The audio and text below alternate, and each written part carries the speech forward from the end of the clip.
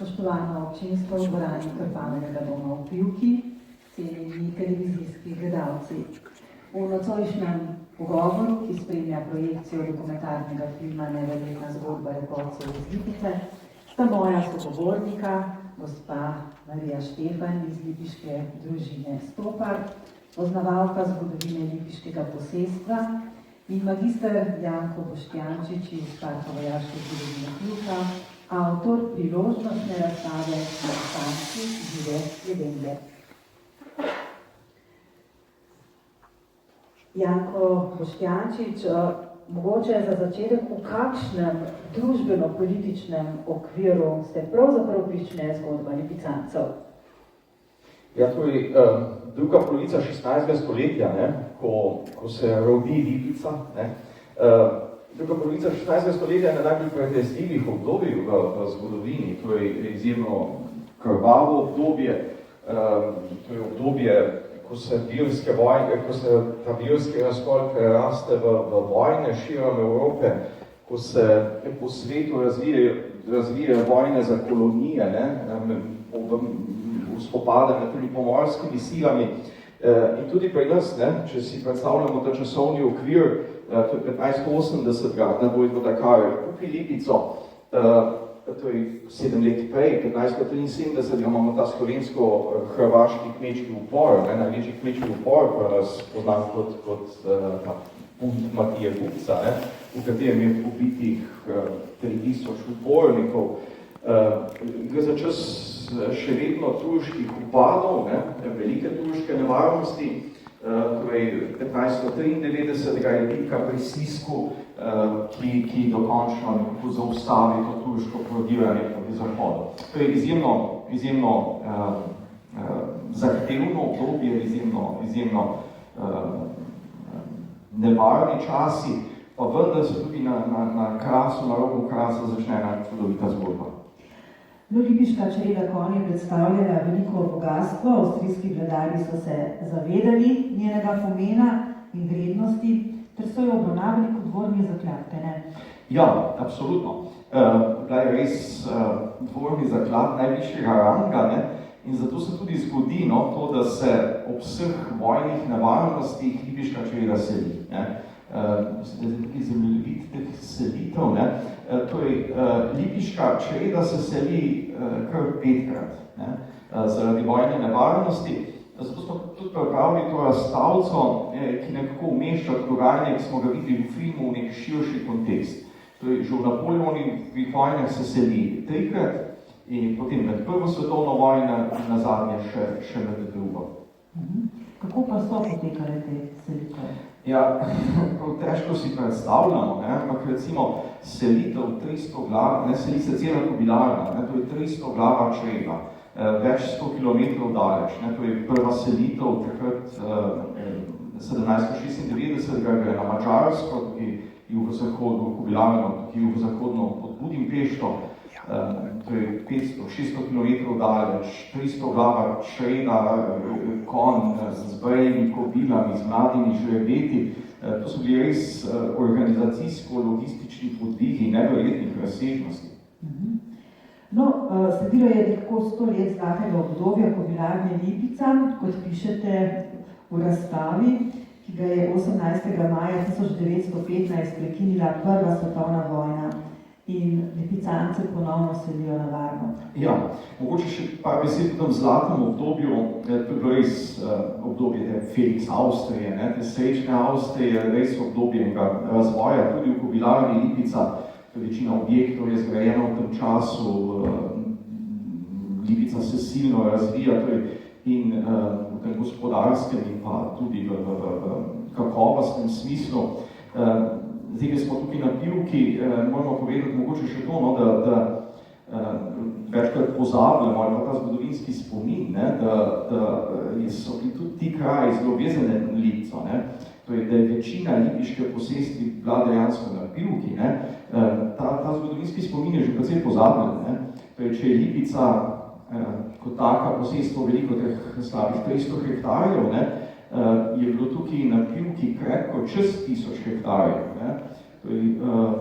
vsa lipiška žrebeta, mladi konji so na pivki, torej posestvo Prestranek, potem pa Bile, Poček, Školje, torej so bili del tega prostora in ga zaznamovali absolutno.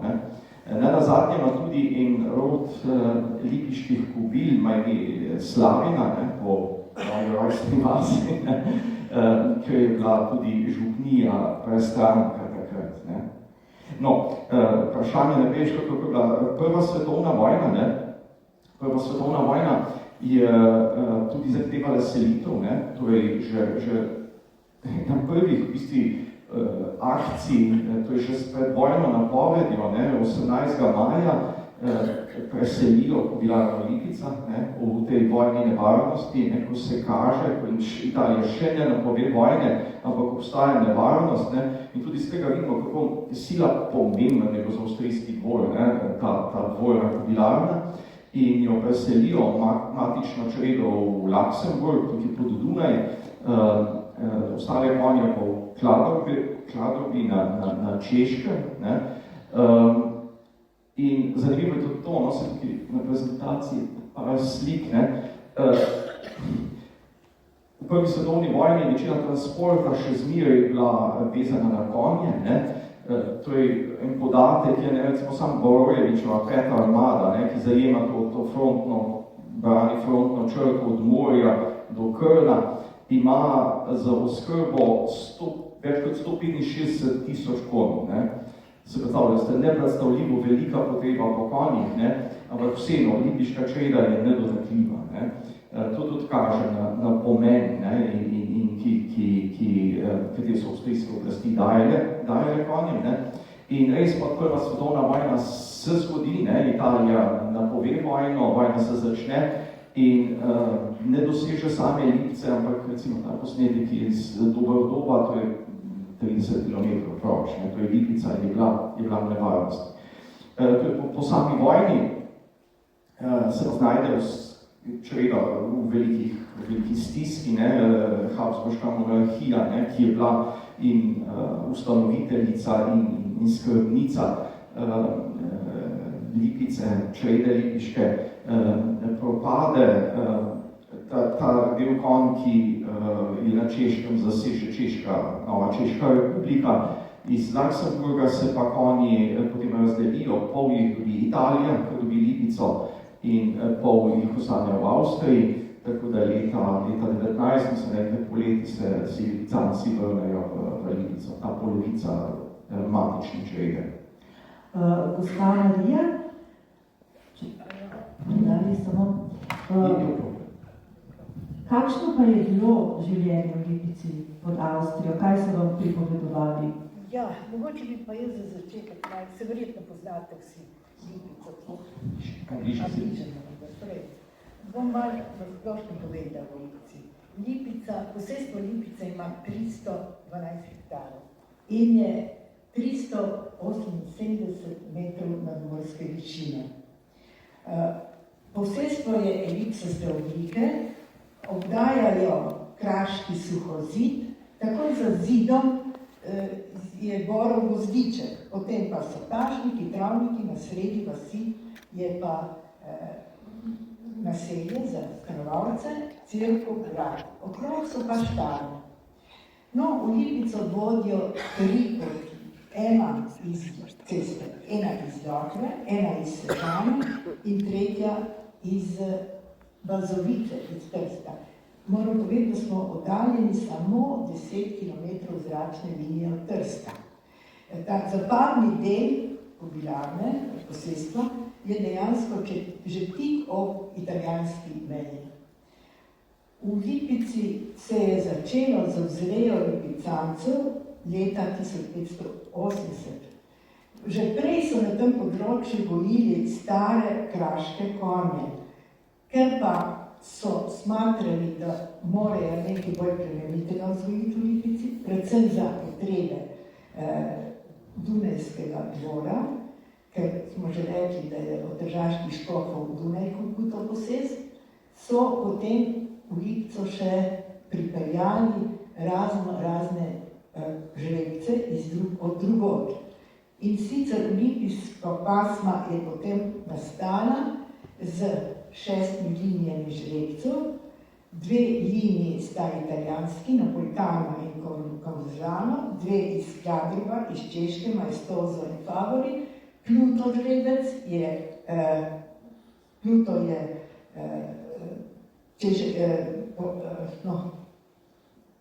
dajmo reči, iz Češke in potem Sihlavi Arabec. Ravno tako so tudi rodove kobil uvažali od drugod. Lipici je bilo, nekaj mi še povemo. Mogoče, če se spomnite, kaj so vam pripovedovali, kako je bilo pod Avstrijo, pod Italijo, Ja. kako so skrbeli za lipiško. Tako moram še reči, da Lipica je bila od začetka, od ustanovitve do leta 1000, do konca prve svetovne vojne, 1918 pod avstro-ogrsko oblastjo.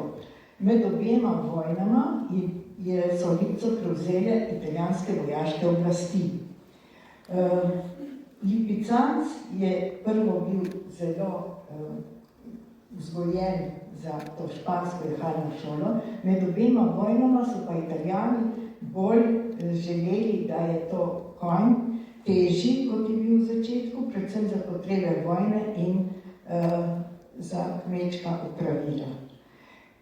No, potem po vojni, po drugi svetovni vojni, smo pa v Lipici delno pod Jugoslavijo, potem pa še zdaj pod Slovenijo. Kaj se je v tem času v Lipici dogajalo? Lipici, to moram povedati, da je v Lipici živelo 18 družin in konjarji, ki so bili v Lipici, so lahko delavci v Lipici, so lahko stanovali v Lipici, dokler so bili aktivni delavci. Ko so šli v pokoj, so morali Lipico zapustiti in to stanovanje prevzel drugi delavec. Tako je tudi moji predniki, moj starata, Mono, Stogar Andrej, je delal v Lipici 48 let, od leta 1888 do 1936. V začetku so začeli delavci v Lipici delati kot zunanji delavci. To so delavci, ki so imeli opravila z posestvom, ceste so urejali, pašnike, travnike in to. Samo tisti, ki se je dobro izkazal kot zunanji delavci, je postal lahko konjar. Ker za konjarja je bilo bolj zahtevno delo. No, tudi, če povem še o mojem očetu, je pa delal v Lipici, tudi Stogar Andrej, je pa delal v Lipici od leta 1920 do 62, to se pravi 42 let.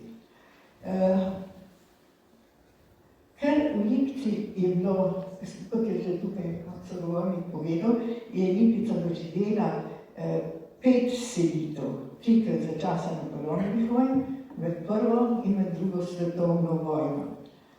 Po drugi svetovni vojni je dejansko bilo potrebno ponovno osnovati pasmo lipicancev, ker pa, kot smo že rekli, se je v Lipico vrnilo 46.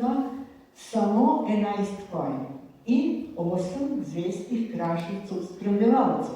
Od teh 22 ljudi, ki je šlo s konji, 43, jih je 14 kmalu se vrnilo, vse vodstvo, takrat je bilo italijansko vodstvo, direktor, veterinari in ostali delavci, so kmalu šli iz Hostova, ampak mi smo Hostova rekli, zdaj več ste malo drugače. No, in samo 8 zvestih jih je ostalo do konca. Niso hoteli zapustiti konj, ampak so rekli, moramo to pripeljati v Lipico. Na žalost jih je samo 11 prišlo. Težko je bilo to med povojno obdobje. Vem, da se je konje iskalo po vseh kobilarnah v Jugoslaviji, v Avstriji, Italiji, tako da se je počasi spet osnovalo pasmo lipicancev. Vem, kot moj oče rekel, 62 leta, no, zdaj pa lahko v penzijo, smo dobili spet predstavnike vseh linij žrebcev in vseh rodov kobil. Zadnja je prišla v Lipico Mondraura iz rodu Spavilja. No, v vojni je bilo pa precej zahtevno, da se je to naprej razširilo, to pasmo. No, v Lipici moram povedati, da posest, tako da smo imeli v Lipici je bilo, kot sem že povedala, 18 stanovanj. Imeli smo tudi skupno štalo za krave, tako da smo da se je mleko za vse zaposlene v Lipici, kar v Lipici lahko navozilo in tako da smo vsi delavci lahko kupovali v Lipici mleko. V Lipici je bila tudi še, smo imeli vse obrtnike, kovač, sedlar, mizar, mehankarji, to smo vse imeli v Lipici. In tako da smo dobro skrbeli za to posest in to. Zelo se je skrbelo predvsem za travnike, pašnike. Vsi travniki, pašniki so morali biti zelo dobro urejeni. Tudi košnja v Lipici se je 3-krat običajno v mojih letih mladih kosilo seno, otavo in če je bilo kojčke deževno, še otavič. In pri tem, predvsem pri košnji, smo vsi stanovalci Lipice, žene, otroci, pomagali predvsem pri spravljanju sena, ker imeli smo veliko delovno zavest in čut, da pripadamo v Lipici. In zato smo mislili, to je vse naše in mi moramo za to skrbeti. No, kot sem že prej povedala, da tudi moj oče je delal 42 let v Lipici, se spomnim, on ni imel enega dneva dopusta, ne nedelje, sobote, on je cele dneve delal, ker je smatral, da mora skrbeti za kobilarno. Tudi veliko noči, da se spomnim še od doma, pa je mama rekla, kam pa greš ti? Ja, štalo čakam, da danes bo ta in ta kobila oživila, moram biti zraven, da ne bi prišlo kaj narobe. Čeprav v Lipici so bili delavci, mislim, zaposleni 24 ur, imeli smo tudi nočnega delavca, ampak kljub temu. Tako da takrat je vladala zelo velika zavest. In tudi oni so mogli biti vedno čisti veljo hrani. Griva, rep, da se spomnim, ko so prišli konjarji k nam, takrat smo imeli, zdaj ne vem, to mladi niti, kako veste, mi smo rekli špaget, štedilnik, in so prišli z vedrom, segreli vodo in šli pred konjem grivo in repe, da so bili res pravi kraški biseri. To je moralo tako biti. Kako je zdaj, ne vem, mislim, da že dolgo je. No, pripovedovali ste tudi, da so po očetovem spominu ponovno zapisali rojstne liste lipicanske. Ja, to moram reči, da lipicanska pasma konj je nastala z medlinijskim križanjem. Vsak lipicanec mu imel svoj pedigre, to je matični list. In tisti matični list, v matičnem listu je bilo zapisano, ker so bili zapisani predniki teh konj, za 5 generacij nazaj. In tu je bilo, težko je bilo to po vojni, ker niso prišli s konji, ni prišlo nič tega matičnega arhiva, ker, ko sem rekla, da je prešlo vedno neki konj je šlo v Italijo, Sabino, bilarna v bližini Rima, in tudi ves ta matični arhiv je šel v Italijo. Tako da čist brez tega matičnega arhiva je prišlo. Ne bo treba, jaz se spomnim močeno, pa dobro spomin se za drugo ni bil, ampak za to je skorničnjak, on je samo za to živel in vem, da je prišel taj domov, je rekel, imate, vzemi svinčnik in boš zapisala. Zdaj sem se spomnil za pedigre, za favori dobovino. Kdo je bil njen oče, mati, pa spet je od tega očeta matere, spet oče, mati in tako nazaj za 5 generacij. In tako se je polagoma tudi za nekatere konje osnovali te matične liste. Tako da, v tem smislu. V Lipici ste ostali do 25. leta, Potem ste se preselili lokal, ne? Ampak delali pa ste tukaj v bližini, na Kalu pri Pivki. Kaj? Zaposleni ste bili? Ja, jaz sem bila v Lipici rojena, do svojega 25. leta smo tu živeli v Lipici, potem prišel oče v penzijo, vsi sem bila tam tudi 2 leti bolj zaposlena. No, pa sem se to poročila, pa smo prišli na Pivško. Tako da sem delala, ne vem, če je prišla tle iz Pošanske doline, iz Nevrk, tako da sem pa v Nevrkah zaslužila penzijo. Žal mi je bilo, da sem šla v toj, ampak tako je pač bilo. In kako se je Lipanka počutila med Pivčani? Ja, kaj jaz vem, sem se morala, ne. Tako sem se stvarjala družino in smo tle živeli naprej. Čeprav sem Lipco zelo rada, še zdaj rada zakajam, ker to je vendar moj rojstni kraj. In tako da mi Lipca je ostala v srcu, no. No, če se še malce dotaknemo filma oziroma zadnje selitve Lipicancev, ta je bila še posebej dramatična zaradi te negotove usode, v kateri so se znašli konji ob koncu druge svetovne vojne. Ko so tudi izpostavili v filmu, je šlo za splet izjemnih okoliščin, da so bili takrat Lipicanci sploh rešeni. Ja, res v vsej tej 450-letni zgodovini so bili verjetno takrat v koncu druge svetovne vojne Lipicanci mogoče res v največji nevarnosti. Tudi nemško vodstvo kobilarne je takrat v bistvu zvedlo, kaj se je zgodilo s čredo plemenitih konj v Budimpešti, pri Budimpešti, ko so Rdeča armada uporabila te konje kot vrežno ždino in pa seveda za prehrano, torej so končali v kotlih. In iz te skrbi za konje, ker očitno so imeli konje radi, ti Lezing, Rudovski, Podhajski, kljub nemškim uniformom, igrali eno pozitivno vlogo. Torej, res riskirajo življenje, da uspejo takrat rešiti Lipičance. To je bil resen splet srečnih naključij, tudi to, da je bil na drugi strani ljubitelj konj, torej polkovnik Rit je bil tudi konjeniški častnik, poveljnik drugega konjeniškega polka, 3. armade, potem ta stotnik Stewart in pa predvsem seveda general Patton. Torej, če bi bil tam kakšen bolj zadržan general ameriški, bolj konvencionalen, bolj ujet v te okvire, vprašanje, če bi si upal narediti to, kar si je general Patton. Zato sem tam na koncu filma rekel, da ja, Patton bi si zaslužil spomenik na Slovenskem. No, vsaj deloma si ga je prislužil v filmu. Absolutno. Hvala obema za pogovor. Vam, spoštovano občinstvo, pa hvala za tako številčen obisk.